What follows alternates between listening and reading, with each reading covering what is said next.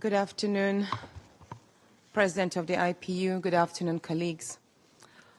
I come with a heavy heart from Nigeria, but first I'd like to apologize to Honorable Kafila Ogbara. I am not here to bring shame to our country. I'm here to seek help for the women of Nigeria.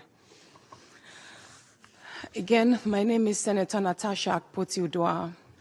5 days ago, on the 6th of March 2025, I was suspended. As a senator, I was suspended illegally because I submitted a petition of sexual harassment against the President of the Nigerian Senate, Senator Godswill Akpabio. I thought that by submitting the petition, he would recuse himself, and both of us will submit ourselves to the Committee on Ethics, Privileges and Public Petition for a fair and transparent investigation. But unfortunately, I was silenced and I was suspended. I was suspended for 6 months, amongst many other stringent conditions, such as taking away my security,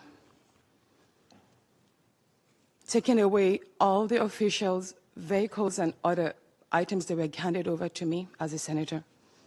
My salaries will be cut off. I must not appear anywhere near the National Assembly. And for 6 months, I'm not to introduce myself or present myself as a senator locally in Nigeria or internationally. That means I'm here illegally. But I had no other place to go but to come here and speak to you women.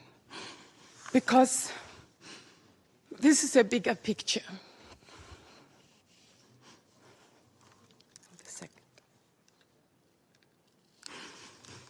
This is a bigger picture. It depicts the crisis of women political representation.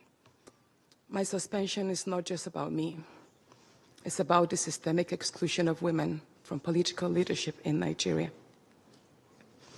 Women make up 3.6% of political offices, and in the Senate, it's just 2.8. We have 109 men, and only 4 of us are women.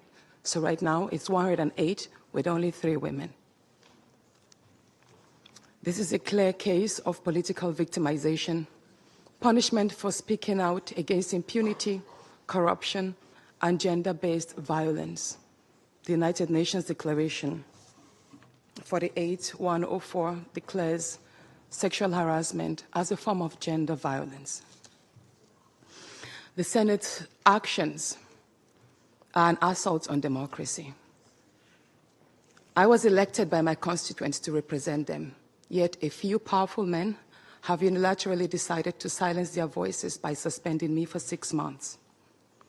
My call for an open and transparent investigation into harassment allegations have been met with hostility instead of accountability. If a female senator can be treated this way in the full view of the world, imagine what ordinary Nigerian women will go through every day in workplaces, in universities, and other aspects of our society. A culture of harassment and silencing must end. And this is not just a Nigerian issue. It is a global one. Women in politics, media, and businesses face threats, intimidation, and violence for simply demanding fairness. From sex for grades scandals in universities to harassment in workplaces and political spaces, Nigerian women have constantly been forced into silence.